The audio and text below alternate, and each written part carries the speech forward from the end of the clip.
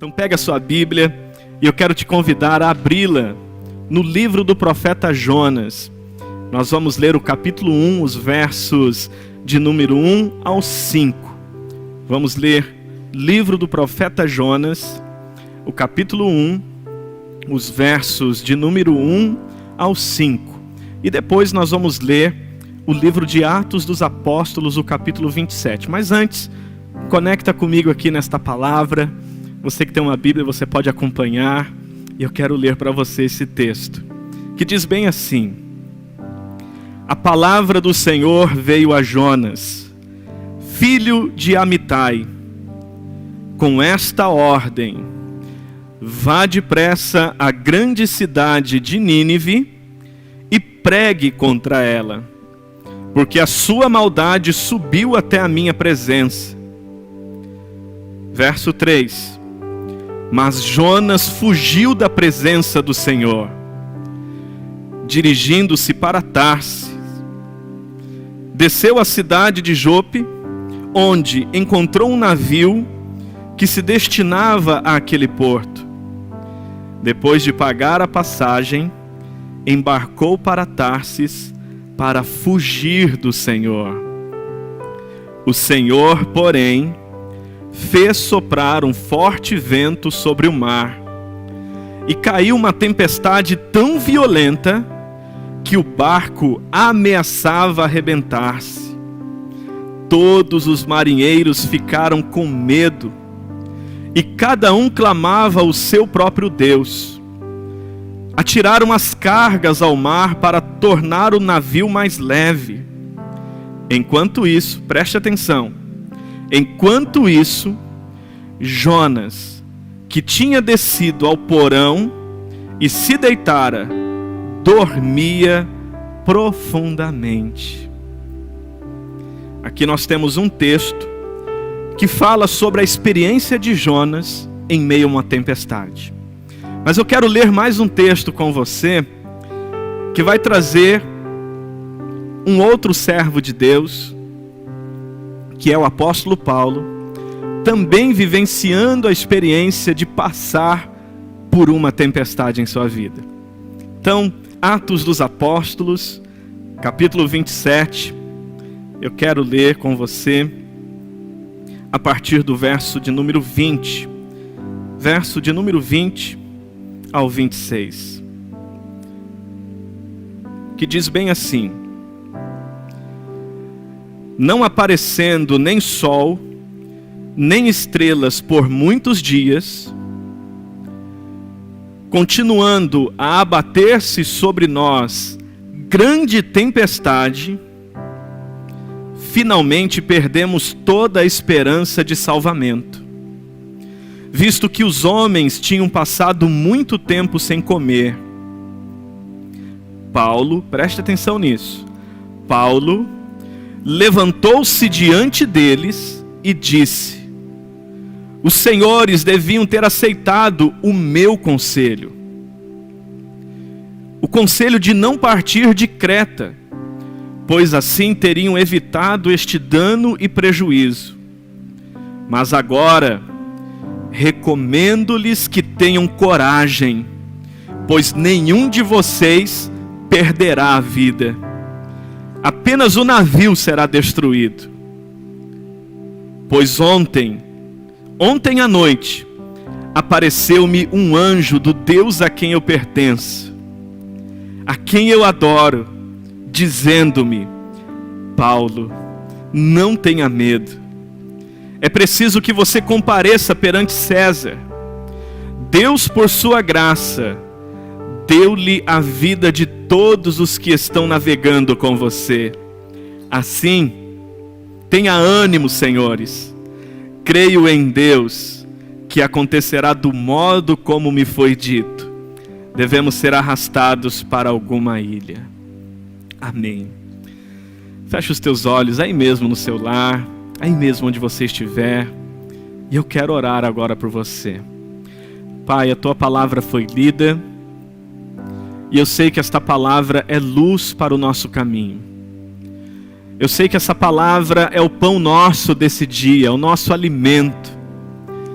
E Senhor, eu quero te pedir que de uma forma muito especial, o Senhor fale conosco por intermédio da Tua Palavra. Senhor, eu creio no poder da Tua Palavra. E eu sei que este Teu filho e esta Tua filha, eu sei que esta família que está agora reunida, precisa da Tua Palavra, Senhor. E eu sei que esta palavra é poderosa para nos colocar num ambiente de milagres, num ambiente em que o Senhor pode operar e manifestar a Tua glória. Senhor, tenha toda a liberdade para agir neste momento. Opera aí neste lar. Senhor, esta casa se transforma agora na Tua igreja. Essa casa agora é a Tua igreja, Senhor. E eu peço que de uma forma muito poderosa, o Senhor tenha liberdade para operar dentro deste lar. Meu Deus, no nome de Jesus, tenha toda a liberdade para falar conosco. Esta é a nossa oração, em nome do Senhor Jesus. Amém e amém, Senhor. Amém. Amém, meus irmãos. O tema dessa noite é lidando com as tempestades da vida. E hoje eu quero perguntar aqui para você, de alguma forma você já experienciou atravessar uma tempestade? De alguma forma você já passou por alguma tempestade nessa vida? Uma das coisas que eu tenho aprendido acerca das tempestades da vida é que, em primeiro lugar, elas chegam de forma inesperada. Elas chegam de forma inesperada. Ou seja, elas não avisam. Elas não mandam uma carta dizendo, olha, se prepare porque eu estou chegando. Elas simplesmente surgem. E eu acredito que no meio dessa pandemia que estamos vivendo hoje e que está atingindo o mundo todo, você não imaginava que o seu ano de 2020 teriam essas implicações e todas essas demandas para lidar. Mas é fato que, seja qual for o tipo de tempestade que você esteja atravessando na vida, essa tempestade tem uma característica: ela chega de surpresa, ela chega de forma inesperada. Às vezes é uma doença, às vezes é uma crise no casamento, às vezes é uma situação muito desafiadora na empresa ou no trabalho. Enfim, eu não sei de que forma essas tempestades da vida têm chego até você, mas é fato que você pode concordar comigo, que elas simplesmente chegam, e chegam de forma inesperada. Mas tem uma segunda característica que é muito próprio das tempestades da vida. Em segundo lugar, as tempestades da vida são perigosas. Quando elas chegam colocando em risco coisas preciosas da nossa vida. Elas chegam colocando em risco coisas que para nós têm um valor incrível. Por exemplo, esse coronavírus agora chegou, está aí, e é muito possível que você já conheça alguém que está lidando com as demandas próprias dessa doença, próprias desse vírus, que colocam inclusive em risco a vida de uma pessoa.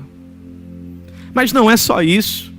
Existem também os efeitos colaterais, como por exemplo de uma quarentena, e de pessoas que não estão podendo trabalhar, de empresas que não estão podendo abrir as suas portas. Enfim, quando uma tempestade chega, ela chega de forma perigosa. A força do vento, ou quem sabe a força das águas, elas chegam de formas abruptas e colocando em perigo, colocando em risco coisas importantes e preciosas da nossa vida. Então quero que, se possível, até você anote aí. Primeiro, as tempestades chegam de forma inesperada. Segundo, elas chegam de formas perigosas. E eu pergunto para você, essa tempestade já chegou na sua vida? Você já está sentindo de alguma forma os efeitos dessa tempestade? Porque em terceiro lugar, as tempestades da vida não são administráveis. Na verdade, elas são inadministráveis. Ou seja, não é possível você administrar. Porque elas chegam com muito mais forças do que nós podemos de fato lidar com elas. Então, por exemplo, você já se sentiu impotente diante de uma realidade da vida? Você já se sentiu sem ter o controle das coisas diante de um problema que surgiu, diante de um desafio que surgiu? Essa é uma característica que geralmente é própria de uma tempestade na vida. Quando elas chegam de forma inesperada, chega colocando em risco coisas preciosas e não dá para administrar. Quando Jesus estava com os discípulos no barco, atravessando o mar da Galileia, quando veio os ventos, quando se levantaram as ondas, quando a tempestade se formou, eles não conseguiram administrar aquele caos, porque não estava sob o controle deles, estava para além do que se podia controlar enquanto ser humano. E hoje talvez você já tenha uma demanda como essa. Talvez seja uma enfermidade que falaram para você que não há cura. Talvez seja a demissão de um emprego, onde você está pensando que talvez não terá como ser contratado novamente, ou ter sustento para você dentro da sua casa.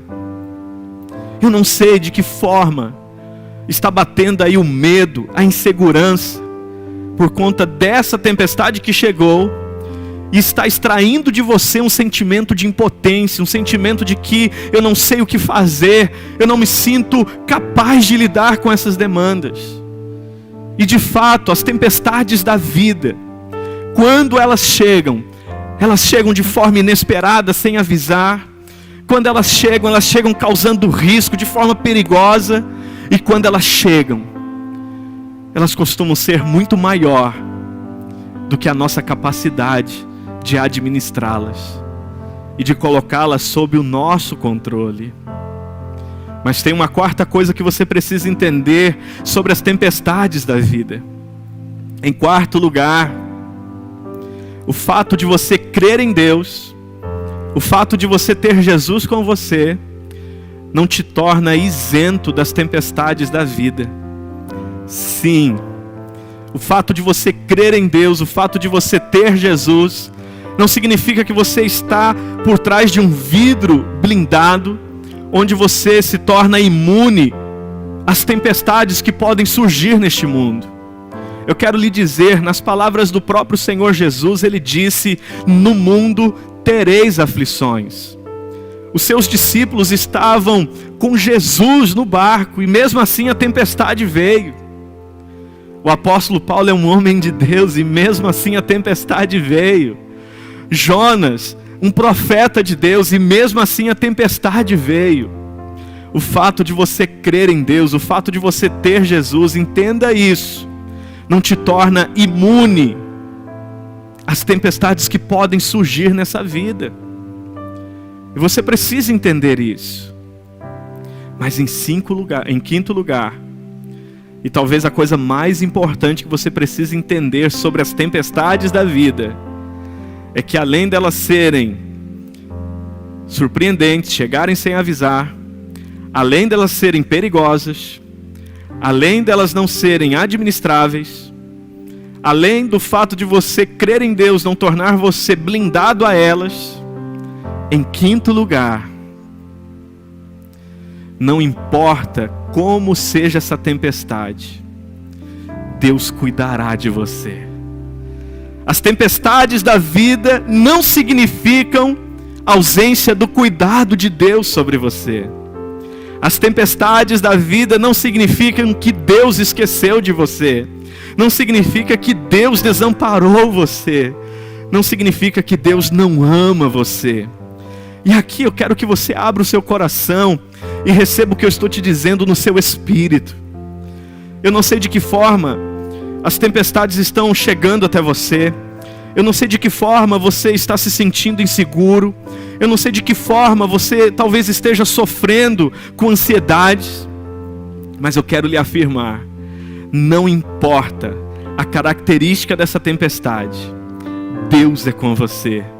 Deus está com você.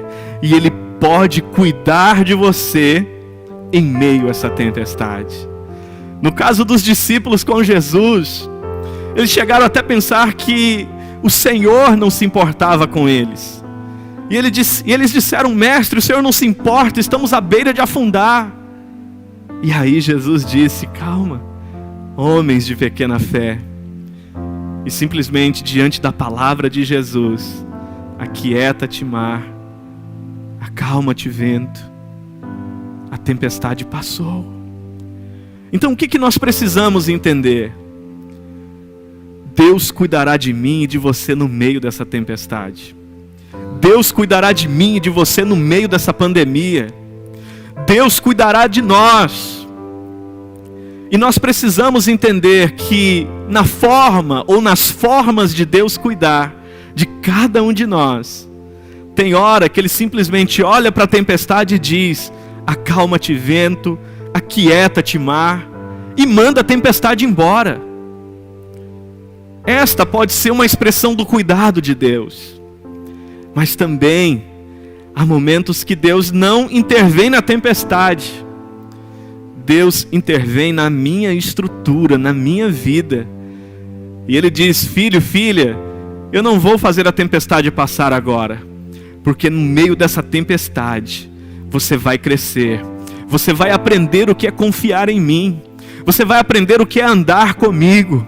Eu vou proteger você no meio da tempestade. Eu vou cuidar de você no meio da tempestade. Eu vou estar ao seu lado e nenhum mal te sucederá. Eu estarei com você no meio da tempestade. E você há de concordar comigo. Todos nós que somos limitados, todos nós que somos meros mortais, quando de fato o chão treme debaixo dos nossos pés, quando de fato surge uma tempestade poderosa, capaz de nos trazer medo, capaz de nos trazer insegurança, qualquer um de nós neste momento vamos gritar para o Senhor e vamos clamar para Ele, dizendo: Senhor, tira essa tempestade da minha vida, acalma essa tempestade, expulsa essa tempestade. E tem hora que Deus vai fazer isso, mas acredite, tem dias que o chão vai estar tremendo debaixo dos seus pés e você vai estar ali todo inseguro, achando que vai cair e que não vai suportar. E você diz: Deus, faz esse chão parar de tremer.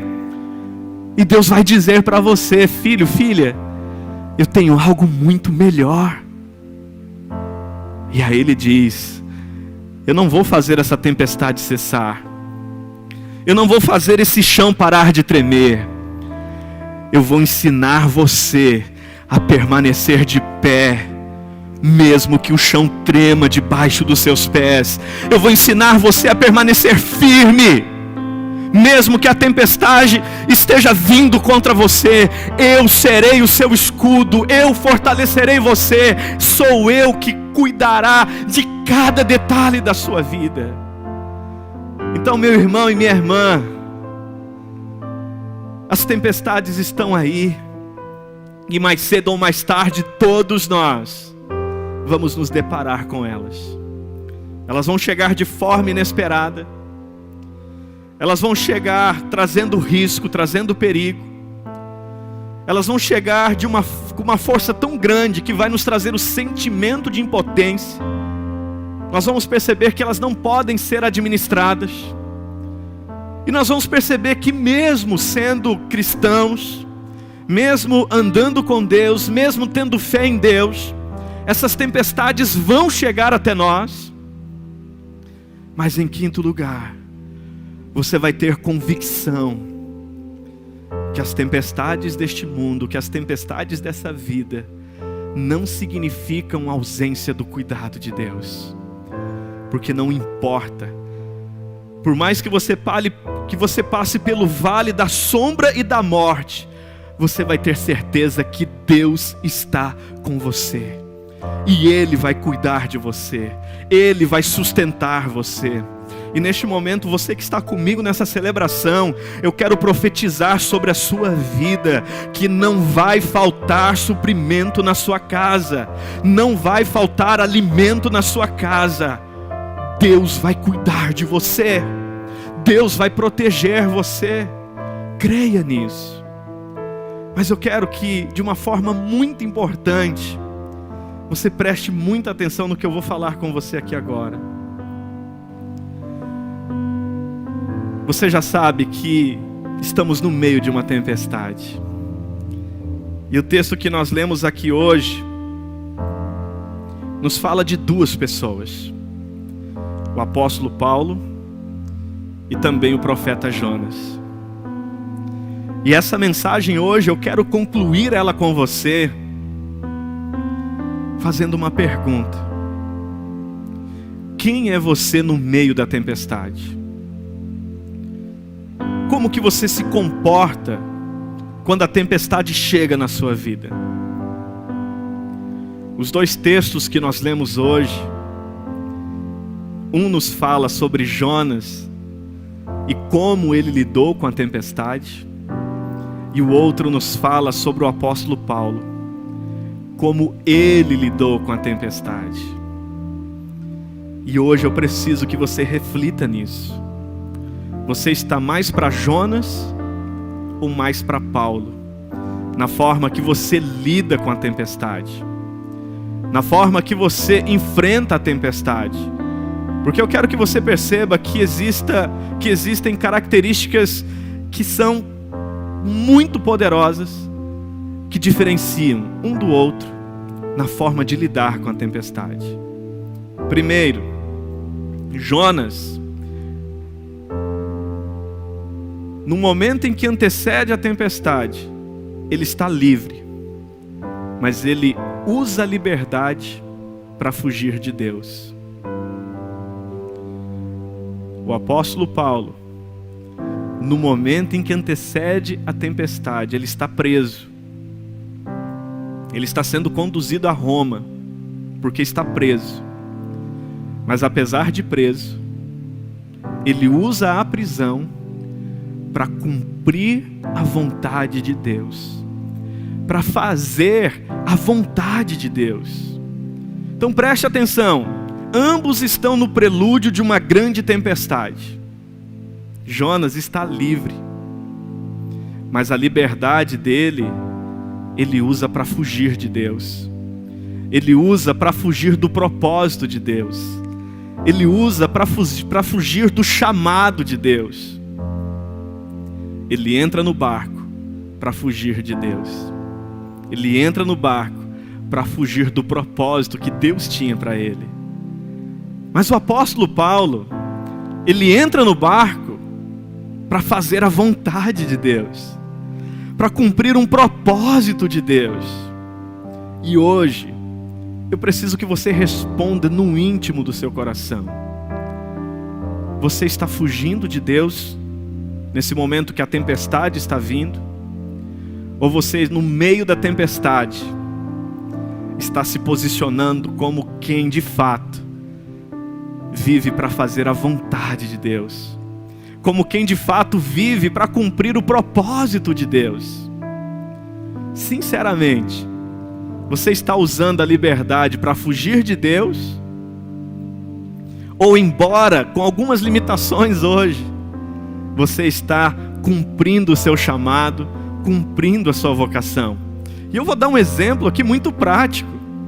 Nós estamos no meio de uma quarentena e talvez você se sinta preso dentro da sua casa. Mas ei, aprenda com o apóstolo Paulo hoje. Ele estava preso em um barco, mas o fato dele estar preso não o impediu de cumprir o seu chamado, não o impediu de cumprir o seu propósito. Ele estava preso, mas estava vivendo a chamada de Deus. Ele estava preso, mas estava dando sim para Deus. Ele estava preso, mas ele estava impactando vidas. Ele estava preso, mas ele estava ajudando pessoas. Jonas estava livre, mas a liberdade o colocou na fuga. na fuga do seu chamado, na fuga do seu propósito. E você? Diante dessa crise, diante dessa pandemia, diante dessa tempestade, está mais para Jonas ou mais para Paulo?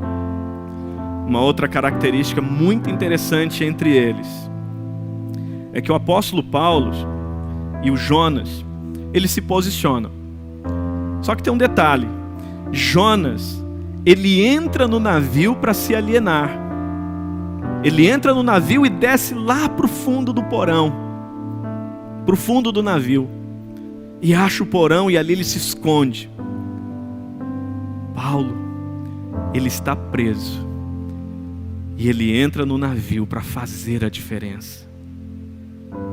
Sinceramente, de que forma você está se posicionando nessa crise?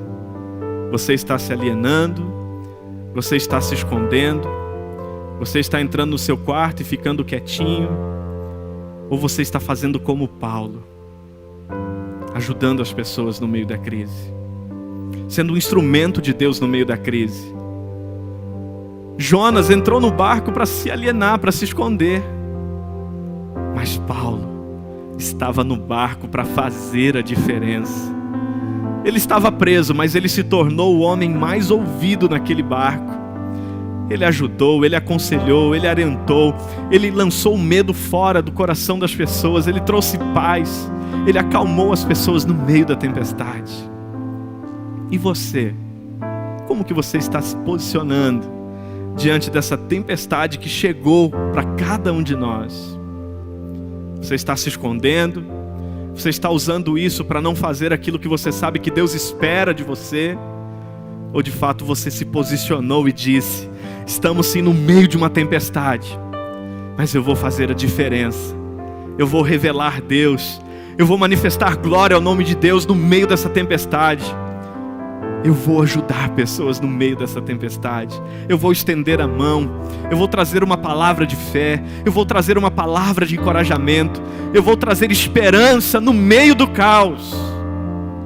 Meu irmão, minha irmã, como que você está se posicionando nessa tempestade? Sinceramente, como alguém cheio de fé, como alguém que conhece a Deus, ou como alguém parecido com Jonas, todos desesperados no barco, ele sendo um profeta conhecedor de Deus, não consegue orar, não consegue falar com Deus, não consegue clamar a Deus, todas as pessoas desesperadas, mas ele profeta em silêncio, ele profeta com a boca calada, ele profeta dormindo, quando era para estar acordado. Então, sinceramente, como que você está se posicionando nessa crise? E aí, em terceiro lugar, é interessante que Jonas, ele provoca a tempestade, enquanto que Paulo acalma as pessoas na tempestade. Olha que diferença.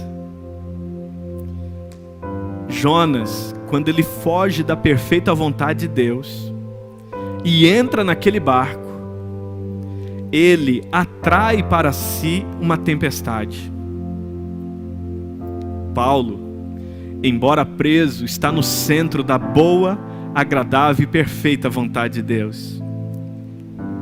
E no meio da tempestade, ele é usado por Deus para acalmar as pessoas. Ele é usado por Deus para trazer luz em meio às trevas. Ele é usado por Deus para trazer segurança onde há caos. E aqui eu quero que você preste muita atenção. A crise chegou para todos. Mas para alguns, essa crise será a oportunidade de demonstrar a glória de Deus. Para alguns, essa crise será a oportunidade de viver milagres incríveis na presença de Deus. Para alguns, essa crise será uma oportunidade como a do apóstolo Paulo, de você dizer: Deus está comigo, Ele vai cuidar de mim, vai cuidar de você. Ele vai nos proteger, Ele vai nos dar sabedoria, vai nos dar direção. Nós vamos superar e vamos sair mais fortes dessa tempestade. Mas preste atenção no que eu vou te dizer.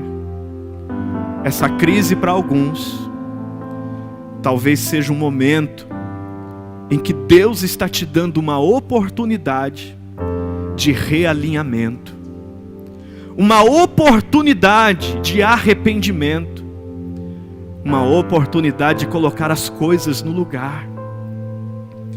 Porque a tempestade que veio para Jonas foi uma tempestade de realinhamento, foi uma tempestade de mudar a direção que Jonas estava dando para a vida dele e levar ele para o centro da boa, agradável e perfeita vontade de Deus. Jonas provocou essa tempestade quando ele fugiu da vontade de Deus. E essa tempestade veio para provocar de dentro para fora um realinhamento na vida dele, um realinhamento no ministério dele, um realinhamento no propósito dele. Então, filho, filha, presta atenção no que eu estou te dizendo. Essa crise não é por acaso. Essa tempestade não é por acaso. Deus não foi pego de surpresa com essa crise. O Brasil pode estar em crise, o mundo pode estar em crise, mas o céu não está em crise. O que você precisa entender agora é: a tempestade chegou de forma inesperada, chegou trazendo perigo, chegou muito maior do que você pode administrá-la, e mesmo você sendo alguém de fé aos seus olhos, a tempestade chegou para você, e Deus, Ele vai cuidar de você. Só que você precisa entender agora, se no meio dessa crise, se no meio dessa tempestade, você é Paulo, ou seja, você é um apóstolo que vai trazer luz no meio da escuridão, se você é um apóstolo, um servo de Deus, uma serva de Deus, que vai trazer fé e esperança no meio do caos, e vai revelar o caminho para Deus às pessoas, vai acalmar as pessoas no meio da tempestade, ou você precisa entender, se você é Jonas, e essa tempestade que chegou, é para te chamar ao arrependimento, é para você abandonar o pecado, é para você realinhar a sua vida, reorganizar a sua vida com Deus.